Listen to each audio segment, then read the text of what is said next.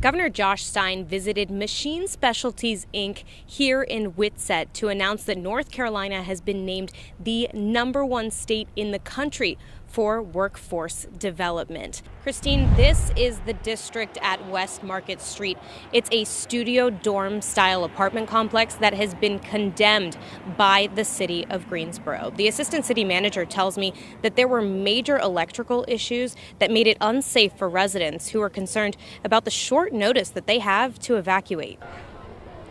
Kara, it's very crowded over here. We are on the north side of Charlotte, outside of a recreation center, and there are hundreds of people lined up just waiting to greet these monks as they make their stop for lunch. I'm going to step out of the frame so you can kind of see what's going on behind me.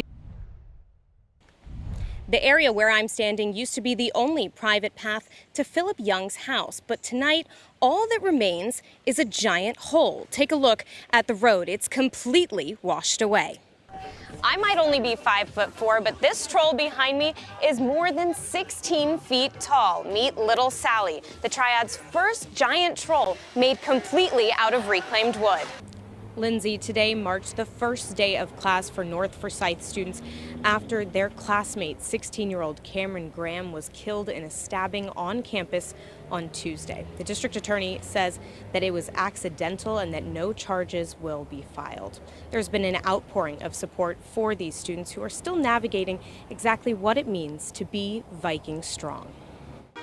This 4th of July, people from all across North Carolina spent the day in Old Salem. It's better known as the first place to celebrate American Independence Day. If you drop outbound mail like ballots, tax forms, or even monthly bills into your mailbox, the postmark won't be added until it reaches a regional processing center. That means even if you think you're dropping off your mail by a certain deadline, your letters could be marked as late. Fairshare Farm in Pofftown is just one of many that's digging out of the snow and into the soil. With snow, ice, and heavy winter weather, much of the field crops didn't stand a chance, but in greenhouses, there's still some hope. A weather delay now is definitely preferable to one at that time, but it's going to have its cascading effects for sure. Fairshare Farm is still sprouting through 2 winter storms while supplying fresh food to local restaurants and community farmers markets. We're just adjusting, pivoting as you must always do in farms or any small business. Snow and ice still covers much of their 20 acres of farmland, but their greenhouses, heated by butane and electricity, are growing the promise of a stronger spring. It's kind of a joke among farmers. It's snow day is just another work day. The frigid temperatures aren't slowing them down despite the challenges it poses. We're just trying to make sure there's not any damage, but we haven't been able to get out into the fields these last 2 weeks. It's really just been under a solid sheet of ice. And when the sun comes out and it all melts away, Hendel says they'll be left with soggy soil and hopefully a few hardy crops ready to keep growing. The strawberries, the garlic, the scallions, the shallots, I assume those are doing just fine. They can tolerate these sorts of cold snaps. It's actually good for them to experience real winter temperatures for that realization process. But for our field crops like our cabbage, there might be a couple Brussels sprouts lingering out there, but we'll see. I would assume the broccoli is completely toast.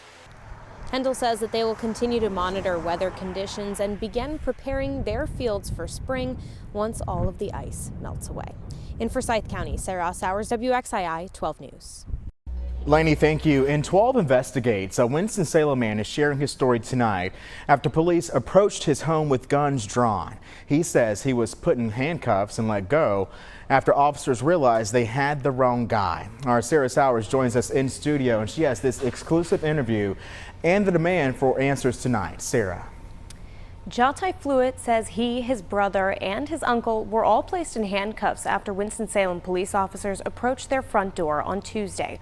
Officers told them they were looking for D-Lo, a man Fluid says he's never heard of. I did what I was told. I gave them information, but at the end of the day, they could have done better. Fluid says he just moved to Piedmont Circle 5 months ago and doesn't know any of his neighbors. But on Tuesday, his Winston-Salem home became the focus of the neighborhood as police surrounded it. What the hell is going on? What is going on? Fluid says he realized multiple cars were swarming his house and started this recording on his phone. He said in a split second, after realizing they were police outside, their guns were drawn to him. Moments later, he was in handcuffs and his phone dropped to the ground, still recording. Where's Salem Police Department? Is anybody else inside? Who's the warrant for? Fluid says officers never presented a warrant, and according to his cell phone video, it took nearly 3 minutes before Jate knew the name of the person officers were searching for. His name Dino. Come down with the There's nobody here named whoever. My name is Jate Tobias Fluid. I've been here for 5 months, just moved here from Greensboro. There are at least 3 instances heard in the cell phone video in which Fluid and his family members say D-Lo is not there. Somebody named Dino. So I need some clarification, sir. 12 Investigates has reached out to Winston-Salem police for that as well.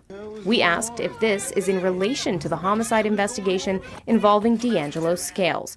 He was arrested just a day after police came to Fluid's home. That arrest happened just minutes away from Fluid and is all connected to the May murder of 32-year-old Alex Saunders. Y'all ran down on the whole house. Y'all wrong at the end of the day. Fluid says he and his family members fully cooperated with police and tried to stay calm, but he still thinks about what might have happened if they hadn't. I would have gave you the right to search, but it's the way that they did it. They could have done it a different way. It could have ended badly with the kids, with us. Fluid says he never got an apology from the police after the jarring incident. The Winston-Salem Police Department sent 12 Investigates a statement regarding the incident, saying they were following the law. They added in part, quote, officers were at the address conducting a follow-up investigation to a homicide, and that if there are concerns about how the questioning went down, people can reach out to the Professional Standards Division directly. Serra Sowers, WXII 12 News.